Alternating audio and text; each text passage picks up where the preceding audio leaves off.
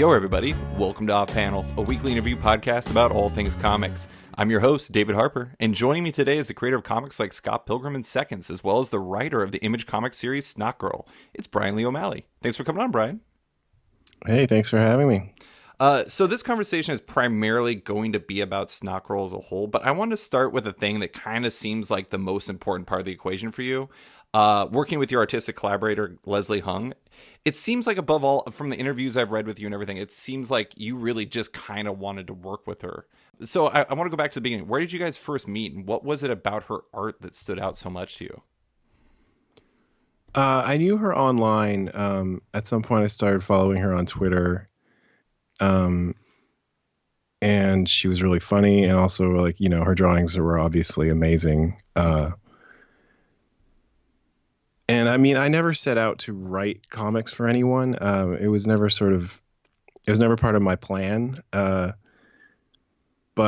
I just felt like she should be doing comics because her art was so beautiful. So I just kind of kept bugging her to do something. And we met, real world, we met at TCAF maybe about 5 years ago. And she's from Southern California. I live here in Southern California now, and we met out there. We still don't even hang out very much. Like, we live like an hour apart. Mm-hmm. But we see each other like 4 times a year. So it's still mostly like we talk to each other via online or via text or whatever. It's a very modern relationship. Yeah, exactly. And that's sort of, that's what Snotgirl grew out of, just that kind of conversation, that form of conversation. Well, I do love, like, not saying that that Leslie is anything like Lottie or anything like that, but I mean, she is such a, like, what does she have, like 167,000 Instagram followers or something like that? She is kind of a sensation online by herself. Yeah, like she's sort of amazing. Like, even when we first started talking about Snotgirl, she already had double my Instagram followers, and I was like supposedly the big name in the equation. Right. So I thought that was a good fit, because I always want more people to read comics that don't read comics. Right. And if she has like an outside audience that just likes beautiful drawings or fashion or whatever, that just is great. Mm-hmm. So I'm kind of curious, like, you guys met at TCAF, you kind of talked, maybe found out that you had pretty similar interests, but Snotgirl is definitely a pretty atypical comic for like a single issue monthly comic. Like, where did the idea of the comic come from? We just wanted to do a comic, or I had been wanting to do a comic for a while. Various people who do Image books had been pressuring me to try out Image. So that's basically all it was. And we just sort of started talking about ideas and characters and what we would like to see in a monthly type comic, like an ongoing story, serialized. Mm-hmm. And this is just sort of what started coming out. It was very, like, not premeditated at all. It developed very organically. Did you guys both have like a fascination with like fashion bloggers and like social media curation and things like that? Was that something that was already an interest before you started diving into this?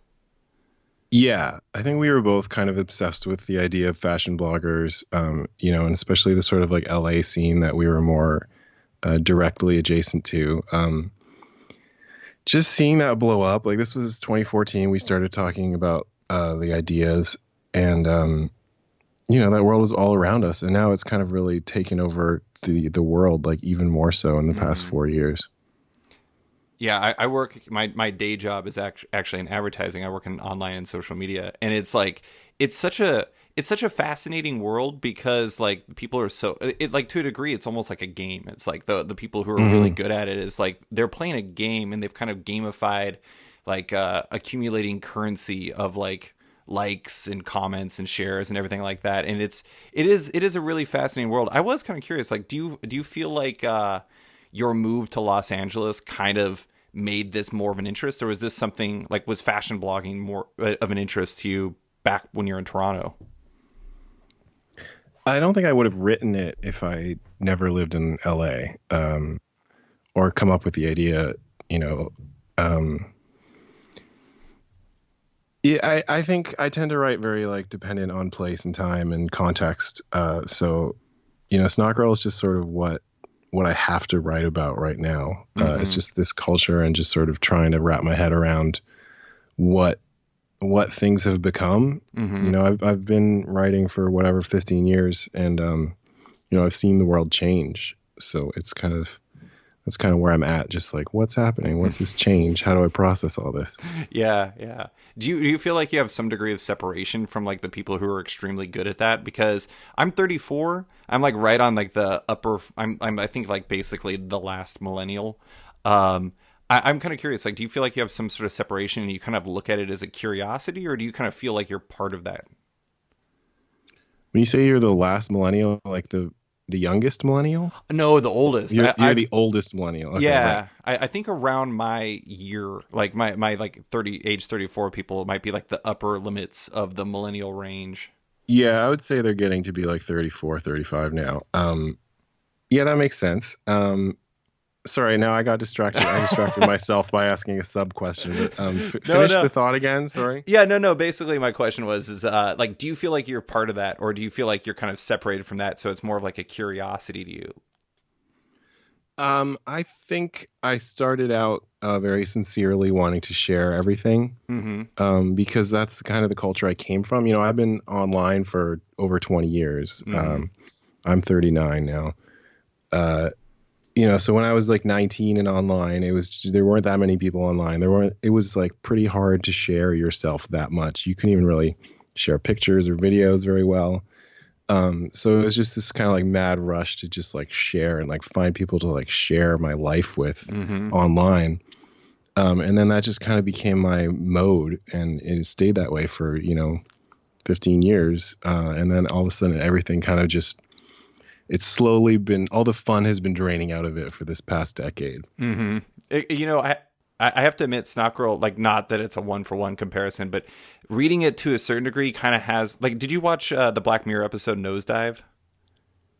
Which one was that? That's the one where it's like Bryce Dallas Howard and she's like, Oh, yeah. The yeah, Snot Girl episode. Yeah, that's the I Snotgirl? saw that one. Yeah. Oh, okay. No, no, it's just it's funny because it's like there's a commodification to it. But you actually opened something up for me. I am kind of curious. You were a Warren Ellis forums guy, right?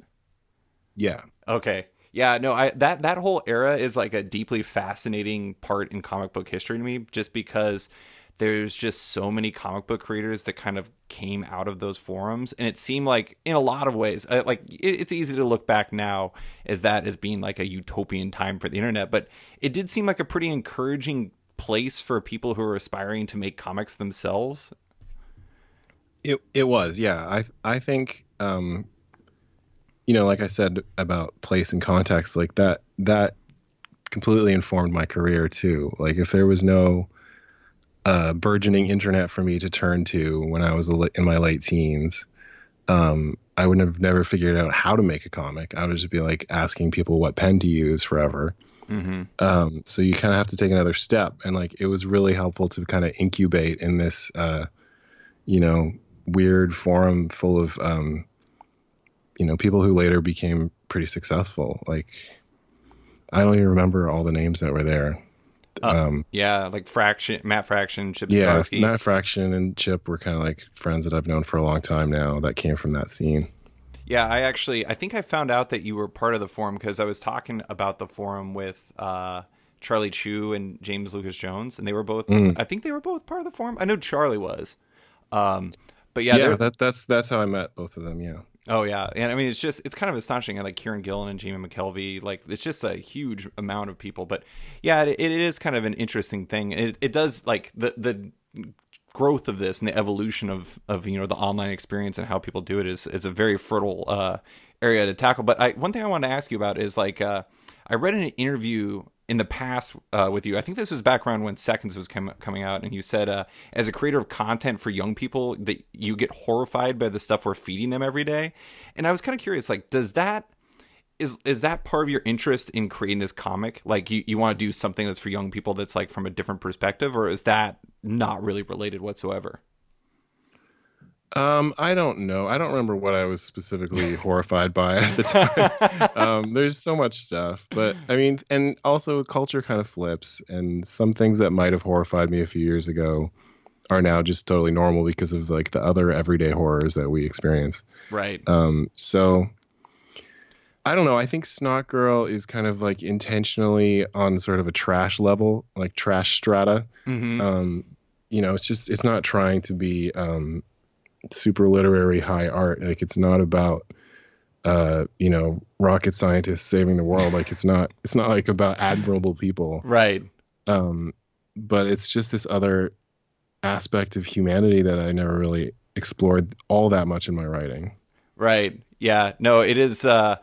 Lottie and her lot are certainly not like the necessarily like the greatest people in the world. But I will say that like one thing that really surprised me about the book is, you read like the synopsis, and I remember when it was announced at Image Expo and everything, and like the image of Lottie with the snot coming out of her nose like was a big striking image, and I knew it was about fashion, but I was kind of shocked by how like kind of paranoid it feels.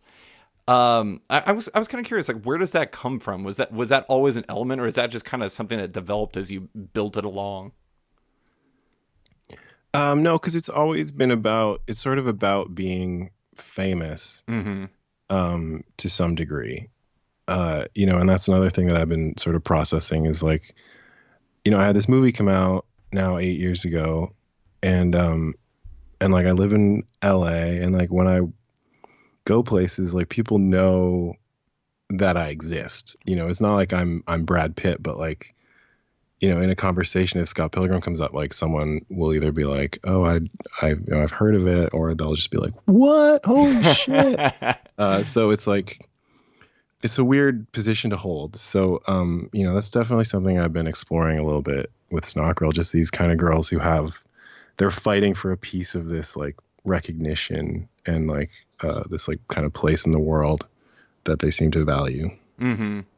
Yeah, along those lines, because I have my life that's outside of comics. I work in an advertising agency, and sometimes I'll bring up the fact I have a podcast, and like, oh yeah, who's been on the show and everything. It's like there's some ideas that are kind of famous outside of comics, and like Scott Pilgrim, I Hmm. think was one of them. Like I had Robert Kirkman on here one time, and everybody Right. knows The Walking Dead, but it's like largely outside of that, they know the characters, and it is kind of interesting. And uh anyways, but I always find it fascinating that like your work always seems so reflective of both where you are, and like in this case Los Angeles, and before Toronto and Canada and everything, but also like kind of where you're at in your life. So it's mostly you just dealing with kind of the fame element, it seems. But did how much I'm kind of curious, going back to the beginning, how much did you and Leslie work together to develop this idea? Was it mostly you kind of developing the story, or was it really kind of you two together the whole time? It was very hand in hand. I think I basically just asked her if what she wanted to draw. Because when I approached the idea of writing a comic for someone else to draw, it's not like I felt like I could never like unilaterally hand down ideas and character designs and stuff. I just feel like that would be creatively fruitless for me. Right. Um, I can't think that far ahead, not knowing what the other artist is going to bring to the table. So we were just, from day one, just talking about character.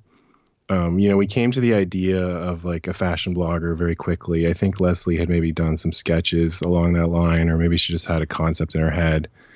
But we kind of mashed together like the blogger thing and the allergy thing, and then we just wanted to make some kind of spin out some kind of like funny mystery story out of that, and just all the elements slowly fall into place. Mm-hmm. I love the fact that the allergy stuff kind of came from you guys too. It's like, is that a huge thing in Los Angeles? Is like allergies just like, is allergy season insane in Los Angeles? I guess so. Like I had never really thought about it. And then a few years ago, I went and got tested. I don't remember if that was before or after we started Snot Girl, but I think it was really around the same time. Um, I got one of those full tests, like where they poke you with a million different Is things. it on your arm? I think this one was on my back. I've Okay. done the arm before, but this one was on my back, and like I was just lying there, and I was supposed to lie there for 20 minutes, and then the doctor came back, and like she peeked her head in after like maybe 5 to 8 minutes, and she was like, "Okay, we're done," and she just like stopped the whole thing because like my entire back was just like lit up Wow. because I'm allergic to everything apparently. So I didn't know that until a few years ago. I knew my allergies were bad certain times of the year, but I'm allergic to dust and horses and just like pretty much everything I could think of. Yeah. So that was surprising. And I've been dealing with it ever since, or, trying to be proactive about it instead of just suffering. And I know Leslie's allergies are even worse. So, I mean, I don't even want to go there, but it's allergies, they're terrible. And the season never dies down in California because it's just warm and it's Hmm. windy. Yeah, I have a friend who did that test, and basically her entire arm was just like lit up, as you said. And I remember she listed off, she's like, "Yeah, I can't eat beef, and I can't eat eggs, and I can't eat chicken, and I can't eat fish." And I'm just like, she just kept listing things off for like a minute, and I'm like, "What can you eat? You should have just done that." I Yeah. I feel like I've been perpetually like fearful of actually doing the test because I don't want to find out what the results are, but I'd probably feel better if I did that. Maybe in some ways. I mean, yeah, I mean, I found out I was, I still say supposedly before this, I found out I was supposedly allergic to pork and soy, Mm. which are like the building blocks of Korean cuisine, which, I'm half Korean. So that's challenging. And like every time I have an opportunity to eat pork or soy, I'm just like, oh, it's only like a supposed allergy. So I'll just try. But it's like, I don't know. How do you really know? And I've just been like paranoid for a few years and overthinking everything I eat. So I don't know. Maybe it's better not to know sometimes. Yeah, yeah. Well, at least you're not like Lottie though, where you're like hiding because of the allergies. I mean, granted, you're not a fashion blogger, and I think that's much more important for her, but still. So I did want to ask, like, given that this is Leslie's first regular book, this is also this is the first book you've written for somebody else, right? Yeah. So, like, you guys have a couple of firsts going on, but you definitely have obviously done your own interior work quite a bit art wise. So has Leslie. She's made some mini comics and everything, and she's done some cover work too. But when you first were getting started, did you kind of help on the design front at all, or at the very least, like, have you ended up being a sounding board for her, or has she just been like taken to it? Well, pretty much how we work is I script and then she will do rough layouts, and I'll give her a round of notes on those layouts, like ways that I think you can improve it or make it flow better or whatever. Just since my experience is doing everything all by myself, like I can just kind of offer commentary at any stage of the process, but that seems to be the most fruitful place to kind of chime in. Mm-hmm. Because the scripts are, I try to script pretty loose. I don't, I'm not like whatever. Who's the example? Alan Moore, like writing like paragraphs and paragraphs of exactly what is in the corner of every room in the panel. Like, I don't do that kind of thing. I just kind of write the basic broad strokes of the action, and I really want the artist to kind of figure out the staging and that sort of thing. Sure. So yeah, she has taken to it really well. It's always a learning curve, but I think she's like come so far since the beginning. How different is the scripting process for just writing for yourself versus working with Leslie? It's actually pretty similar. I tend to go even less detailed for myself because I know what I'm doing. I know what I want in the back of my head, so I can just kind of use shorthand in my Mm-hmm. scripts. With Leslie, like it's a little more. I mean, that's the thing about collaboration. I have to write something that gets her excited, like in some way. Right. So I have to write to her first. So the script is a little bit more tailored to her and the kind of like moments and humor that I think that she would enjoy or that would spark something for her. Mm-hmm.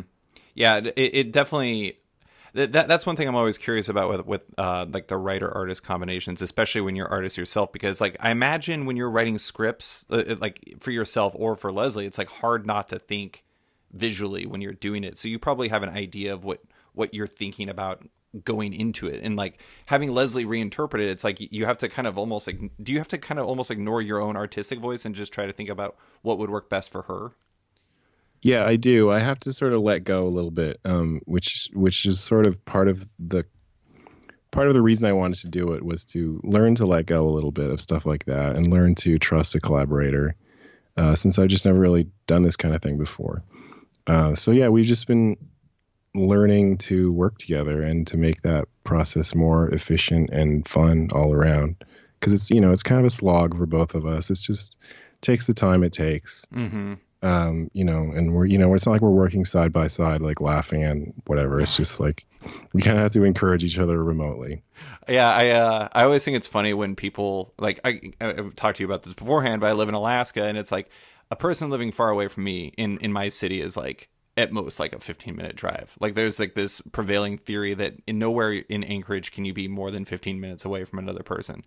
Right. And in Los Angeles, it's like, oh yeah, Los Angeles, it's just a city. How far away can you be? And it's like if it's traffic, you probably would like you're like I'm not even gonna go over there because it's just way too far. And I imagine people feel like you probably are working together in a studio or something like that, like as if it's so close. Yeah, no, I mean, maybe if we could afford it, we would, but it's she's a little further out. Like she's in Orange County and I'm in the city. So it's on a good day it's like a 45-minute drive, but on a bad day it's like a 2-hour drive. So, you know, we choose our battles. One thing I'm curious about is like you haven't done this before. You haven't written your story for somebody else before. And with cartoonists, one of the biggest things you guys have to contend with is the fact that you probably have more story ideas than you have time. Like, has this ever been of interest to you before, or is like writing for other people, like besides writing for Leslie, just not something you've been interested in the past? Yeah, I haven't really. I mean, yeah, like you say, ideas. I mean, I used to have like a folder of ideas. But like ideas are just kind of a dime a dozen. You really need to develop an idea if it's going to be anything.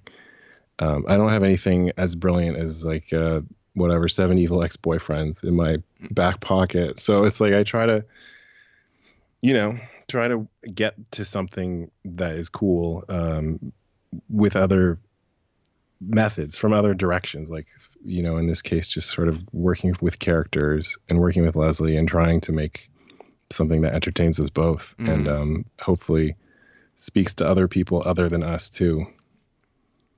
Do you feel like as you've been working on the book, because like you've never done a monthly book before, and writing on a monthly basis or like a ongoing basis as you are, I imagine that the act of creating a graphic novel is probably a little bit more like you're working in this direction, that's the way it is, versus like a monthly comic. You might find that something works really well in this issue and you're like, maybe I'm going to improvise and move in that direction. Is that something you've been kind of discovering as you've been working on this book? Yeah, I mean, and a lot of it has been improvised. We've had general plot beats and character moments we want to get to, but a lot of the details we've just been coming up with month to month. Mm-hmm. Which is fun, but also a little scary at times. Like we're like kind of working without a safety net to some degree, and it can be nerve wracking. And I think it's slowly getting easier as we figure out the characters more, and as their sort of their arcs get put into place. It's like it's got to go a certain way. We can't just spin in different directions forever. So it's slowly kind of coalescing. Yeah, it kind of feels reading it like, and I mean this in a very good way. It's like you're setting up the chessboard for whatever is going to come next, and it's like we have all these pieces now, and now we're heading that direction. And it's very like John Cho. He's a character that, not the actor, of course, who is like extremely interesting, and I find him to be a very charming and amusing character. And I'm just like waiting for him for like his cases to become like a bigger part of the story, and Right. it's very interesting to read. Yeah, it's there's a lot of balls in the air, and it's kind of we're trying to kind of do this tonal thing that is like a sitcom, and it's kind of dumb, and things don't necessarily add up the way you want them to, and like we find that entertaining.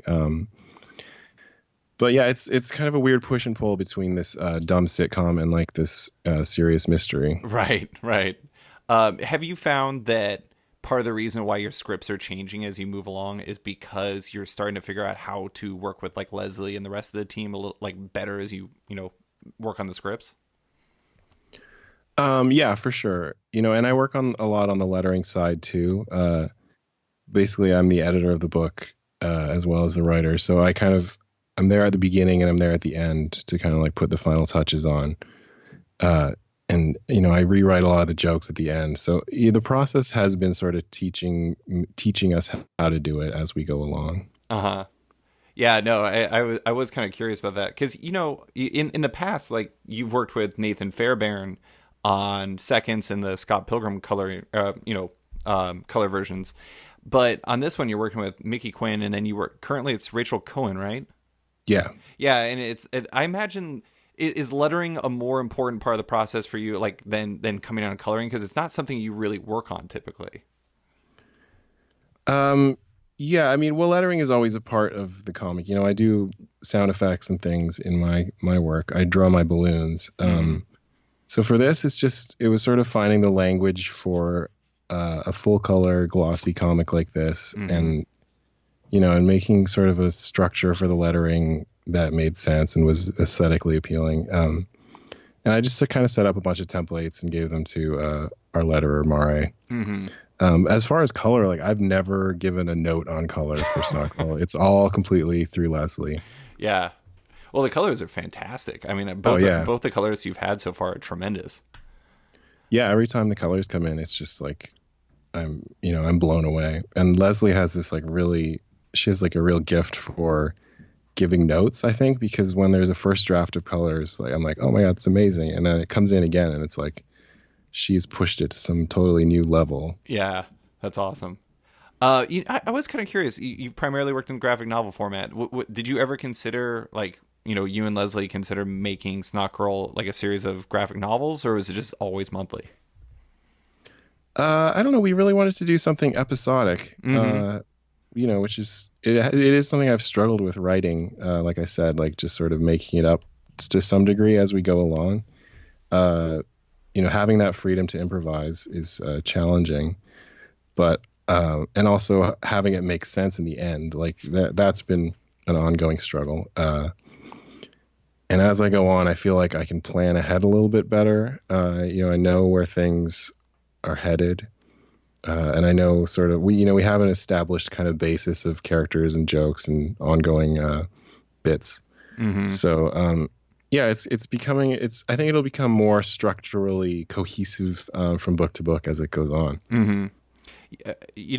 I imagine part of it, maybe not a big part of it, but I mean, Image doesn't do a ton of straight graphic novels. There's a fair amount of them, but primarily they're like a issue by issue publisher, and it just seems to like fit that better, anyways, because you went with Image as publisher. But why? You said that there were people recommending that you work with Image. Why were they the right fit for this book? Um, I don't know. I just wanted to do a comic.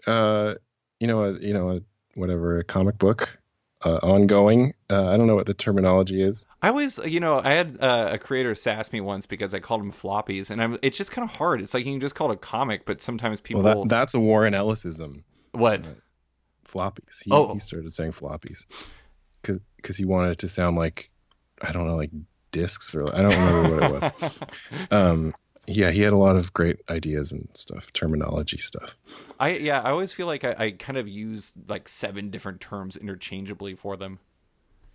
Yeah, I mean you have to because comics are still sort of this niche thing, and different when you're talking to different audiences, you need to sort of use different terminology to make them understand the same words, Yeah, yeah, ideas. yeah. Like some people will ask me like, "Oh, is that a graphic novel?" And I used to kind of begrudgingly be like, "Ugh, come on, this is a comic book," but ultimately it doesn't really matter. It's just all about making the people understand what you're talking about. So I just say yes now. Right. Yeah. Yeah. If I'm talking to a nerd, I can say graphic novel. If I'm talking to a cop, I can say comic book. I don't know. Like whatever the audience is going to understand is the word I'll try to use. Yeah. Were you so it's you're kind of the de facto editor of the book, but I am kind of curious. One thing that people don't really realize about Image is how much of like the production and the marketing and everything kind of comes from the creator on like Image books and creator owned projects in general. But in the past, you've worked with Oni, who has a crack team over there, and then you have like you worked with was it Ballantine Books on Seconds? Yeah. Valentine. Yeah. Random House. Valentine, yeah, and I imagine they have quite the team over there. Is that has that been a little bit surprising how much work that is on the back end, or is that something that's been relatively easy for you? The PR side, not so much. Like that I am used to, like you said. And doing it myself, I came from like super indie culture, so that's not a huge shock to my system. Although we did hire like a additional PR this time with David Hyde, who's great. Hmm. Um, but no, the challenge is now I already lost my train of thought. The challenge with What was the the challenge? Oh, the hardest part of doing the book. Yeah, it's all the little things. It's all the production stuff that I don't think about having to do that takes so much time. Like, like I end up doing like kind of the back covers and the letters pages and all that stuff. hmm And just kind of slapping them together because I just have the design background and everything. Like I can put that stuff together way faster than I can ask someone else to do it for me while still typing up all the text and stuff. So I might as well just type the text into Photoshop or whatever. hmm So I end up doing a lot of that sort of like manual labor myself, which I find it like mentally refreshing just to kind of like do something that doesn't not the fate of the universe is not hanging in the balance, but hmm it's kind of fun to have like grunt work to do. But it does take up a lot of my time, like way more than I ever would have thought.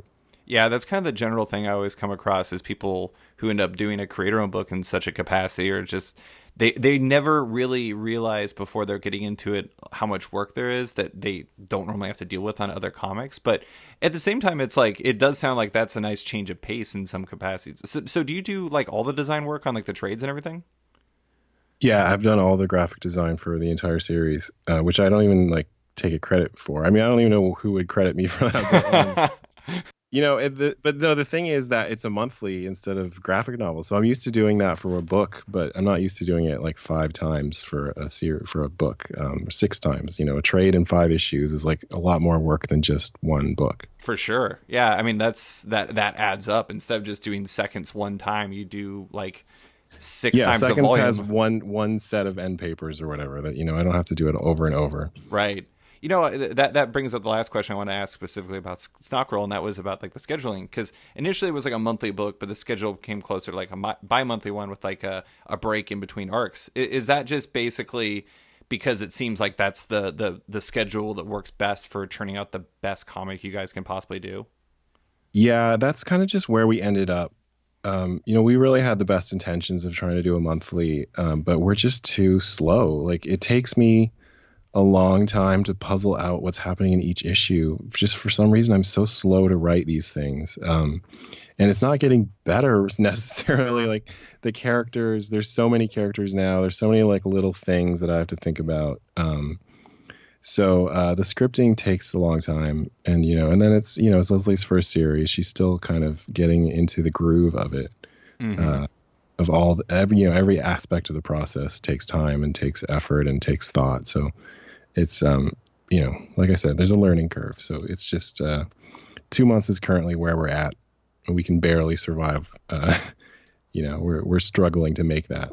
Yeah, I'm kind of another Image comic that I like a lot is Lazarus, and they just switched to a quarterly schedule where they're releasing one 64-page issue every 3 months, and then the actual core comic is 44 issues itself, and so like that schedule, the artist won't basically die doing.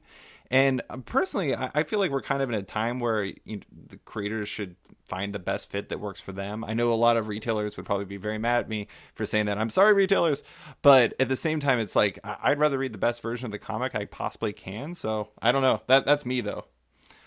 I mean, for a creator-owned book, yeah, I don't know. I'd rather see the creators do the thing that they want to do and try to do their best job. Not everyone's going to like your best work, but you still got to do your best work. Mm-hmm. And yeah, I don't know. It's hard to work in that whole system with retailers. Like we want retailers to sell comics. I wish I could give them a Snot Girl every month, or 2 trades a year. Like that would be great for me too. But it's really hard to make something out of nothing. That's what I'm discovering every month. Yeah. No, I always imagine like that kind of like the ticking clock looming over you is the type of thing that would be really stressful for a creator. It's like trying to constantly fit into this deadline when really it's like the best version of this comic would come out in 2 months or every 2.5 months or something like that. Right. And I mean, I've never been great with deadlines to begin with. So, like pretty much every volume of Scott Pilgrim was turned in late. But I it's silly of me to take on a monthly project, but it's something I had to try. Yeah, it's working out. I love the book, but so I want to close with some questions about your comics and career in like a broader sense. And Sure. I was one thing I want to ask about Scott Pilgrim is, since that series, you've released Seconds, graphic novel from Ballantine Books, which was awesome, and a couple volumes of Snotguy. Yet, it kind of feels, we've talked about this already, like people know Scott Pilgrim. It's a thing that people know. They've seen the movie. My wife doesn't read comics, but she loves the Scott Pilgrim movie. Scott's specter kind of looms large no matter what you do. I'm kind of curious, does the idea that people will naturally bring up Scott Pilgrim in the context of your new work enter your mind as you're like creating something new, or is that largely something you've kind of escaped completely? Like you don't even worry about the fact that Scott Pilgrim's just something people are going to bring up no matter what you do. No, I mean, I worry about everything. So, uh, I feel like with Snot Girl, it took people like a minute to understand that it wasn't drawn by me, that it's not kind of the same tone as my usual stuff. And I'm sort of slowly working on another graphic novel that will be more in that Scott Pilgrim sort of space, Mm-hmm. to some degree, because yeah, like I do see that, the universe liked Scott Pilgrim.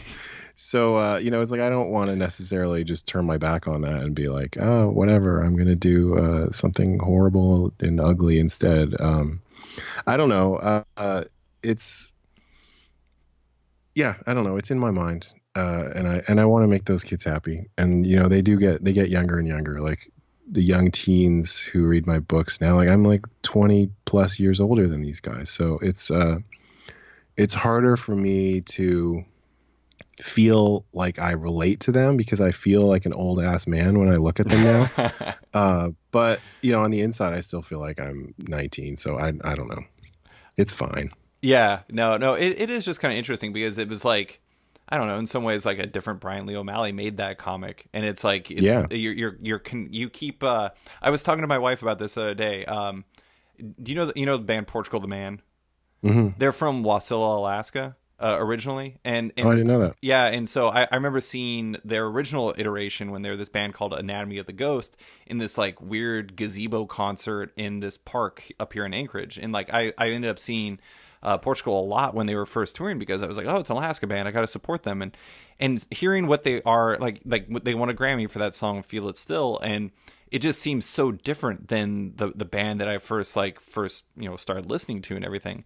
But the thing is you kind of like I was talking to my wife about how I have to separate myself from that because they've gotten older. They probably don't want to play the same music anymore. Like you have to kind of grow out of that because you've just grown up, and it's just you're not the same person you were when you were writing music at 22 or something. Yeah. Well, and you're a different person too, I'm sure. Oh yeah, Yeah. totally. So it's a challenge to, um, because I know on some level, like what people want from me is more Scott Pilgrim or another Scott Pilgrim.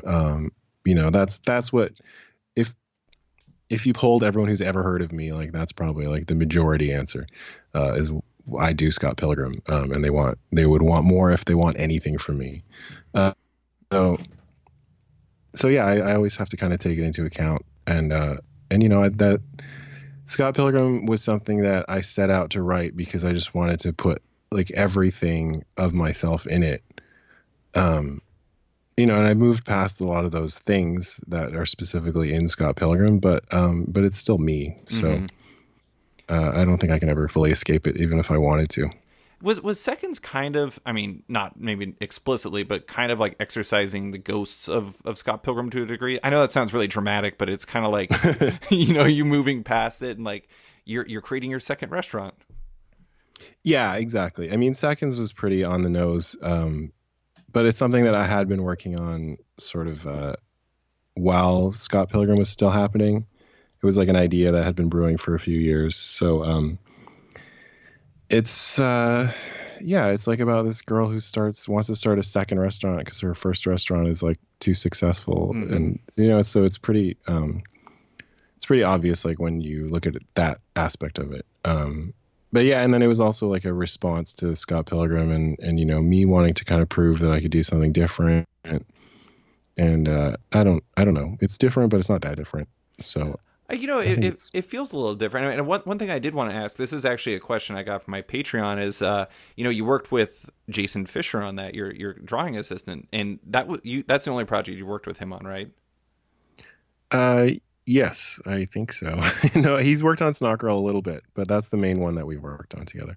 But I mean, like, I read in an interview that, like, you guys were, when you were finishing the book, that he was kind of a presence with you during that book, and he helped you kind of figure out the ending. Was that the case? He was in, yeah, we were in the same room for a long time. That is true.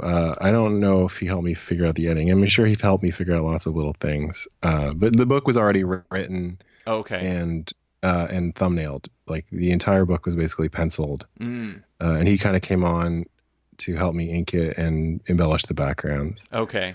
So there was the ending. I did rewrite the ending towards the end of the process. Uh huh. Um, and I don't want to like, I don't know if that was just like an apocryphal story that you heard, but yeah, I mean, I'm sure he helped in a lot of ways. Sure, sure. But no, that real question that the patron was asking was, you don't see a lot of drawing assistants, at least like ones that have been noted, like in the book itself and everything like that, outside of manga. And first off, how much did working with Jason help the book? And second, do you think, like, do you think there's a stigma in Western comics about having drawing assistants, or do you think that's not really that big of a deal? I just think, yeah, I think there is a little bit of a stigma. I don't see anyone else doing it. I had assistants first on the last volume of Scott Pilgrim Mm-hmm. because the movie was coming out and I was super late writing it because writing always takes me forever. And we only had about 4 months or something to draw the book.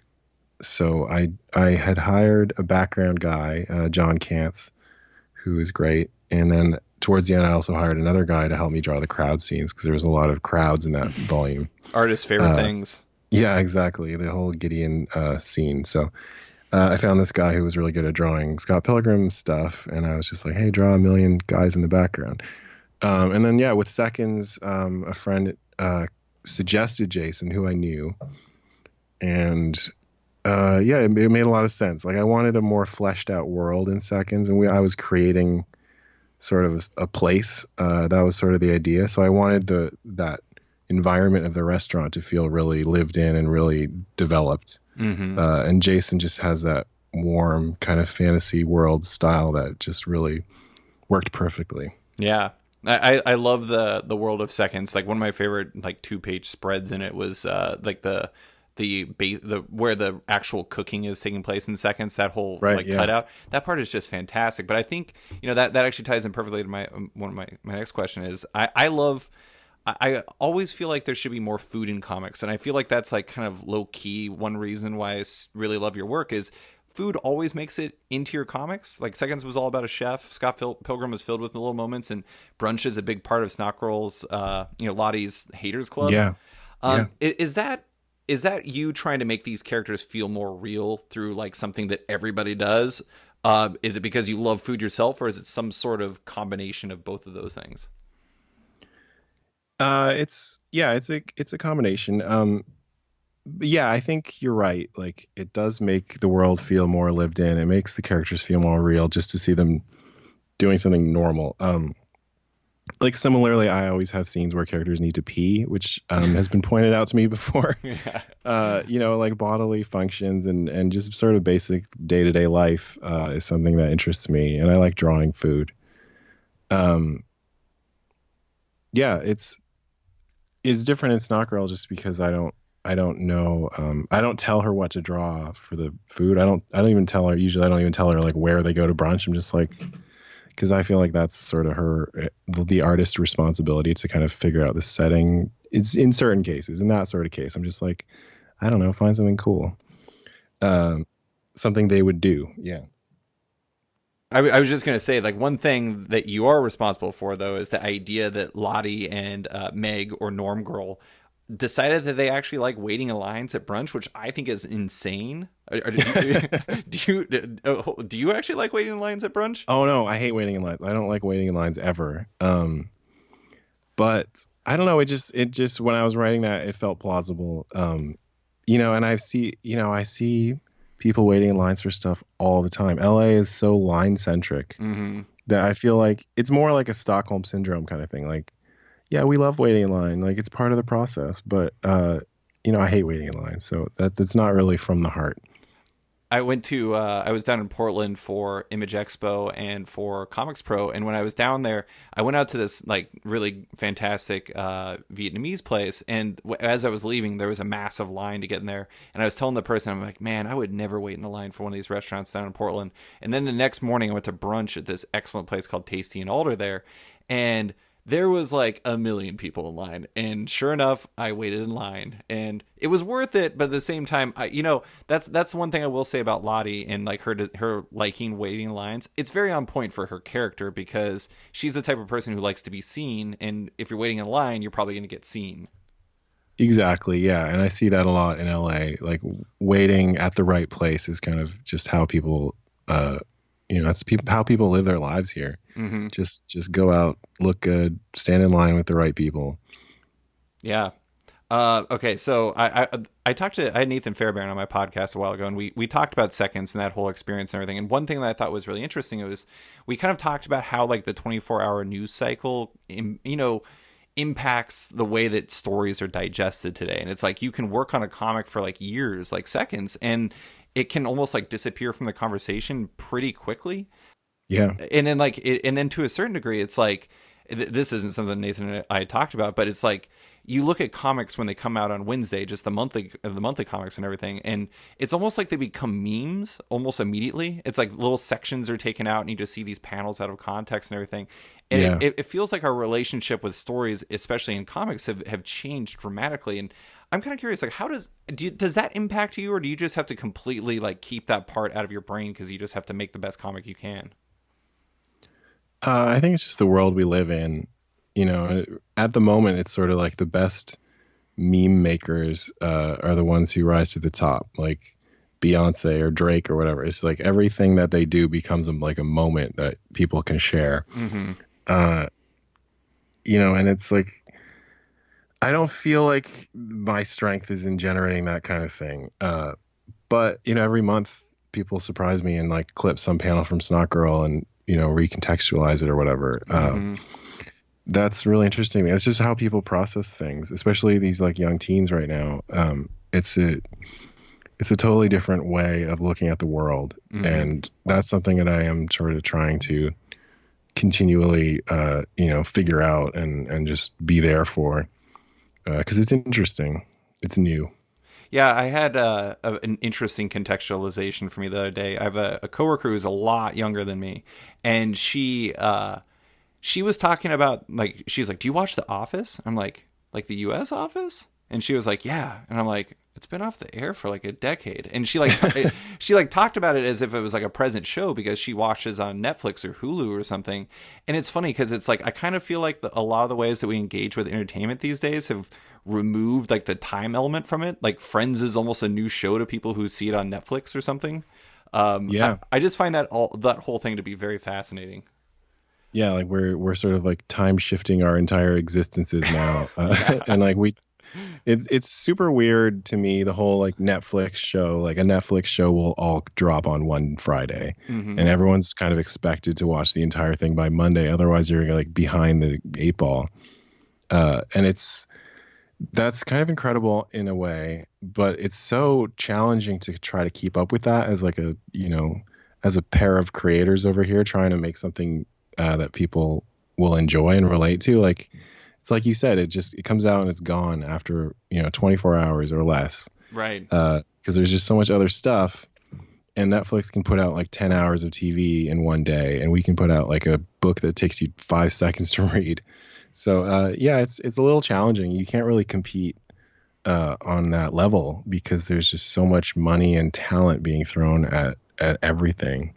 Yeah, it's just like you're basically competing against content farms like Netflix. Like it's just stuff is getting churned out constantly. That is the funny thing about Netflix though. It's like I think to a certain degree they compete against themselves because they release so many shows that by the time somebody hears about the next new show, it's like another new one has been released and then they just ignore that one. That's Yeah, it's yeah. crazy.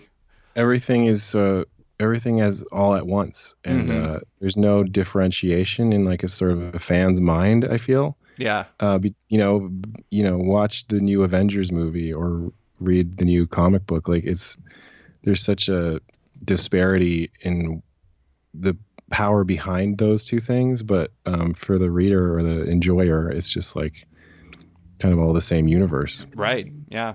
So the last question I want to ask is about. I read that you had messed up your shoulder when you were making seconds, and like that. That was. I mean, it threw you off on your schedule and both your ability to create. It's like basically, I read that you more or less couldn't work for like a year, right? Pretty much. It was more like 6 months. Okay. But yeah, that was about 6 years ago. That it happened. I know time keeps flying, but yeah, I don't know. I started working out when I was sort of in my late 20s, Mm-hmm. and it was actually when the Scott Pilgrim movie started happening. They had like a trainer who was training all the actors, and I got to train with them once or twice. Oh, that's a sweet And benefit. yeah, it was just like a group training session with like a bunch of fun actors, and I was like, oh, I should start working out. I had never worked out in my life until I was like 29 or 30, maybe like a bit here and there, but I never really understood it. So yeah, I got like a trainer after that. And yeah, years later, I hurt my shoulder just doing something at the gym. And like, I think I was right in the middle of seconds. I had 150 pages penciled and just couldn't hold a pen anymore. Oh man. So yeah, I spent most of that year just kind of like just trying to pick up a pen again, Mm-hmm. basically, like, and not really knowing when it would end or just waiting for it to end. But then, yeah, I had to start being more proactive. I started seeing physical therapists and stuff like that. So yeah, now it's been 6 years. I feel like I'm stronger than ever in that whole kind of area, arm, shoulder, hand, neck, like everything's connected. I know a lot more about the body now, like how my body works, how my arm works. How muscles work. I feel like I draw arms and stuff better now because I just like I look at my own so much. That's an unexpected Yeah, benefit. yeah. So it's just like it's just part of the fabric of life, I guess. Well, did that like change at all how you actually like physically work? Because like that's one thing that people don't really realize about artists in particular is like when you're doing this stuff, like you're sitting at an art board for like an entire day and you're working on, or you're at a Wacom tablet or whatever, and it's like you might have horrible posture. You maybe your table's not set up ergonomically correctly or something like that, and there's a real cost to that. Like obviously in your situation, you were actually injured working out and everything, but I mean, it could have come Well, from no, the way I you mean did it. it's all connected. Like I said, yeah, Yeah. it wouldn't have happened if I hadn't had all this like postural stuff and been hunched over drawing for years. I used to draw on a flat table, like Mm. it was a table that I used for my kitchen at the time when I was starting the Scott Pilgrim series. It was like just some random table that was in my parents' basement that came with me. Uh, and yeah, it was not good for me. So yeah, I spent years, I drew all of Scott Pilgrim mostly hunched over. I got like an art desk later, like one of those easel type desks. But yeah, it's something I still struggle with. Ergonomics is like so challenging. It's like physical, real world, heavy furniture and stuff. Trying to make that work is well, usually it's easier just to just live with your shitty setup and hurt yourself. But you better not do that. Yeah, I remember at a job I had, they had an ergonomics expert come in and he like looked Oh at wow. he looked at how I was set up and he just started shaking his head. I'm like, that's probably not a good sign. And I'm pretty sure like for maybe like 3 months afterwards, I tried very hard to like live up to his recommendations. And you quickly fall back into that, but it's my back hurts, so I probably should listen to him, but I don't know. It's just one of those things that you don't really think about until something goes awry, and then you're like, well, I really wish I'd done something about that. Yeah. Yeah, it's like delayed my book. Seconds was supposed to come out a year earlier than it did. And I had lots of other stuff and things change. So Well, it sounds like it led you on a path to like figuring some good things out, though. oh yeah, I mean definitely, and I see it happening to so many of my peers, like as they hit their 30s, just like having issues and realizing that they can't just keep sitting the same way they did when they were 8 years old. That is there's a lot of things we can't do that we did when we were 8 years old. Yeah, but it's like drawing is such like it has such deep roots in childhood. So I feel like a lot of artists probably just go back to that place in their heads when they start drawing, and it's not necessarily healthy for your adult body. Yeah, absolutely. But Bryan, that is all I have for you. Thank you so much for coming on to talk about Snot Girl and everything else. Oh yeah, of course. Thank you so much. Thanks for listening to this week's episode of Off Panel with cartoonist Bryan Lee O'Malley. You can find him on Twitter at Radio Maru, on Instagram at Radio Maru, and his work in Scott Pilgrim, Seconds, and the currently running Snot Girl at Image Comics with artist Leslie Hung. Stay tuned for this Thursday's podcast where Hung joins the show as well. If you're a fan of the show, make sure to check out Off Panel on Patreon. If you like the show and want to support it, consider backing on Patreon at patreon.com/offpanel. There are fun rewards and insider information you get if you do. Big thanks to all my existing patrons, including Tom Barnett, Owen McCready, Brendan Fletcher, Michael Garland, Mibrind, Nick, Gary Maloney, Jonathan Nilsson, Matthew Groom, David, Jason Massey, Mike Gillis, Adam Bogert, Xavier Files, Maria Schweitzer, Matthew Taylor, Tyler Turner, Dan Garino, Dan Lee, Nick Patera, Jacob Sorelli, Ford Gilmore, David Baraldi, Evan Blazer, Brian McRae, Ira James Udaskin, Henning Allers, Modern Magic Stories, Nick Hall, Bruno Batista, Abraham Reisman, Adrian Diaz, Bobby Angus, Bjorn Basin, Darren Neely, John Hendricks, Steve Anderson, Michael Perlman, Phil Nall, Ian Maxfield, Cliff Chang, Benjamin Shipper, Colin McMahon, Chris Palmer, Maxwell Schmidt, Scott McGovern, Nathan Fairbairn, Kat McKenzie, Lou Iovino, Christopher Carter, Nicholas Kesslake, Greg Rucka, Ryan Mail, Adam Highfill, Nicholas Gardner, Andrew Corgan, Fiona Staples, Chris Morris, Chris O'Halloran, Mark Abnett, Mike Murphy, Michael Shirley, Jim DiMonacos, Norbert, Nick Lowe, James Kaplan, and Mission Comics and Art in San Francisco. You guys are all the best. Don't forget to like the show on Facebook at /sketched, that's SKTCHD. Follow on Twitter at @sketchcomic, or follow me at @slicefriedgold. Want more from Off Panel? Subscribe on iTunes or Stitcher, and give the show a rating and review while you're at it. A quick thanks to the band Wolfpack, whose excellent track Outro from the album Volmilch opens and closes the show. Give them a listen as they're totally rad. Thanks for listening, and tune in later this week for another episode.